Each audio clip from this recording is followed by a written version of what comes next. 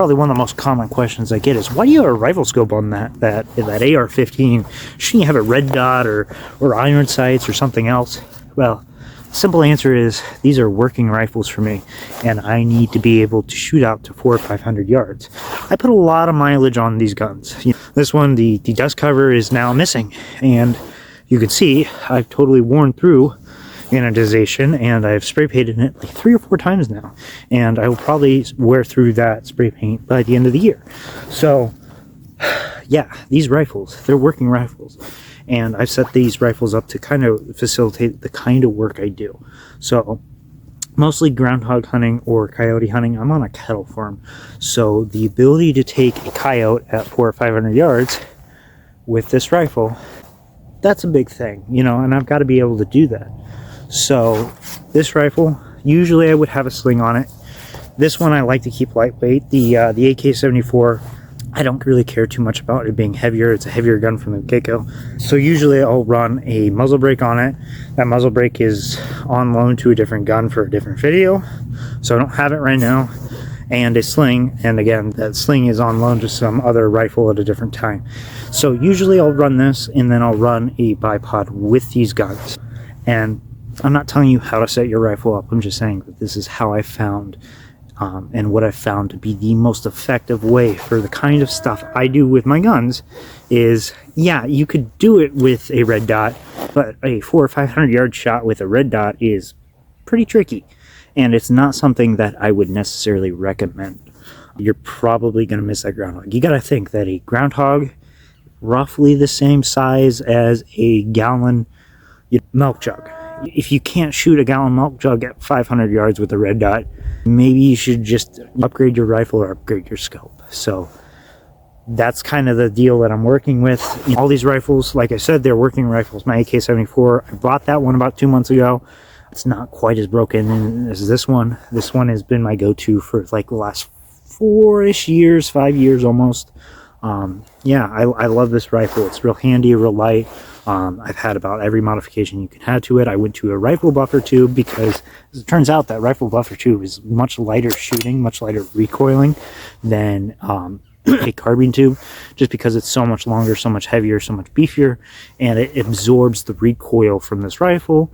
And I know it's an AR-15, the recoil is not that much, but for me, I like to have the ability to spot my misses and spot my impacts. So the fact that this rifle, when it's shot, the muzzle's not going all over the place and bumping me off after a shot like that, means that I keep my eye on the target and take my shot. So like I said before, this one doesn't have a bipod attached to it, but it has a bipod that goes with it. So I backed up a bit so you can see this bipod I have here. This is one of those folding ones that you can have, and it extends, and this is why I have it. So if, say, there's a bush right in front of me, I need to be able to see over the bush, and now I can track my shot with my coyote.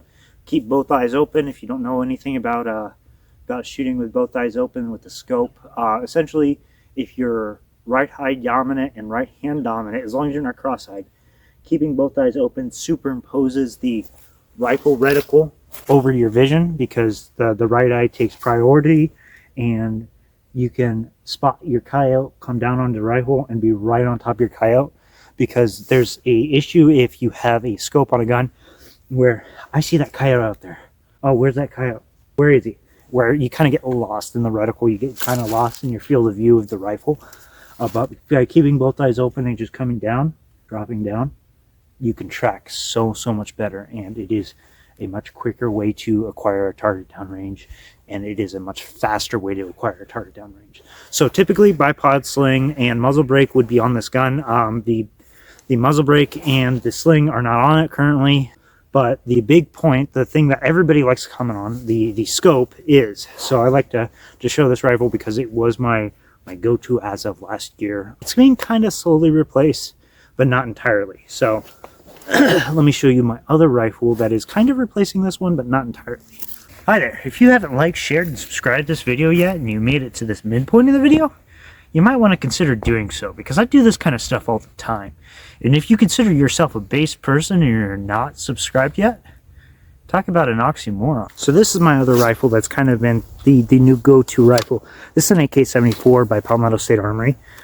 And as you can see, similar setup. This one does have the sling, like I mentioned before. But the other one would typically have a sling. This one has a sling on it because I'm going to hunt with this rifle. Right after I'm done with this video, I'm going out. So, yes, sling, bipod for accurate fire at extended ranges. You need something to stabilize your rifle. If you don't have something to stabilize your rifle, and you're just shooting offhand, Nicholas Irving, you guys seen that video where he's trying to sight in a rifle at 300 yards? It's I hope that's satire. It was painful. So yes, bipod, sling, you know, and then something on the muzzle. This is kind of why I got away from AR-15s. They would get really, really dirty with these non-flow-through suppressors. And since this is the only suppressor I have, and I like to use it, and I just don't like the fact that my gun that AR-15 just bogs down so much with a suppressor on it. I really needed a piston-driven gun, so that way I wouldn't have to worry so much about it. Now this thing, whoever said AKs don't need cleaned or don't get dirty, was smoking something pretty heavy, because if I open this dust cover up, which I'm not going to right now, and I swab my hand on the inside of this dust cover up here, which, yes, this dust cover does hold 0 for those of you wondering, it will be black. It will just look like the inside of an AR-15. It's not a clean running gun. It's cleaner, for sure, it's cleaner, but it's not a clean running gun. Also, the amount of tools you need to disassemble this, an AR-15, you can take the firing pin out without any tools. I think you just need a bullet to push the one of the pins out, and that's it, to remove the firing pin. Not hard to do at all. With an AK, you need punches to remove the firing pin out, so the idea that these guns are simpler than an AR-15 is kind of overrated, because firing pins break, and if you can't really get to the firing pin quickly, you're kind of screwed. So both these rifles are now my go-to rifles for this process. I do have a 6 ARC that's in the works that's going to be a bolt gun. I like bolt guns. I don't like them as much for coyote hunting. I like them more for groundhog hunting. And the reason being is a follow-up shot is much quicker with these guns, and that's why I utilize them in this rule. Again, this is how I set up guns. This is how I like to set up guns. This isn't how I'm suggesting you set up a gun. You set up a gun how you like to use it. Now, I spent a lot of time in the field. That rifle, I think I mentioned it before, it had the anodization worn off it. It had the Cerakote and the anodization on the parts that were Cerakoted and anodized. It's worn off. That rifle has been used. I've gone through, I think, 3 barrels with it. The barrels do burn out after about 3,000 rounds. It takes a minute, but once the accuracy kind of goes to crap, I get rid of that barrel and I put a new one in it. This one will probably get to that point eventually, but then I have to run it out to a gunsmith. Again, AKs are not as user-friendly as an AR-15 because, yeah, I can't remove this barrel. I had to send it out to someone else to remove it. That one, you put a wrench on it and the nut comes off and you can swap your barrels out, redo your 0, and you're ready to go. This one, not the case. But anyhow, that's why I set these rifles up. They're what I find that works well for me. I don't suggest that you set your rifle up like this. I suggest that you spend some time out in the field, walk around with your rifle, see how it feels. Do you need a sling? That AR-15, it's light enough that I can just, you know, throw it over my shoulder and I'm pretty much good.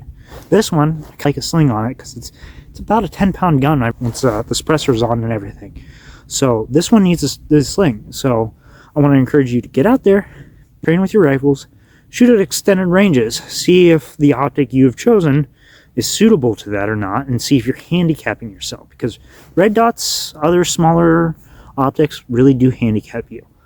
These longer, bigger optics, they handicap you as far as weight, and that's the big trade-off, weight and maneuverability and all that stuff. But yeah, get out there and actually walk around with your rifle. See what's comfortable, because the last thing you want to do is start walking around with it when you really need to walk around with it and find out that your surefire, you know, flashlight's digging into your back or something stupid like that. And then you got to flip everything around, take time out of your day to flip things around. And it's no good when you're under a crunch for time or whatever, you're hunting or shit hits the fan or something crazy like that happens. So again, I'm just some guy on the internet, but I kind of found that this works pretty well for me. And with what I have to do with these guns, it's up there. It's pretty much up there.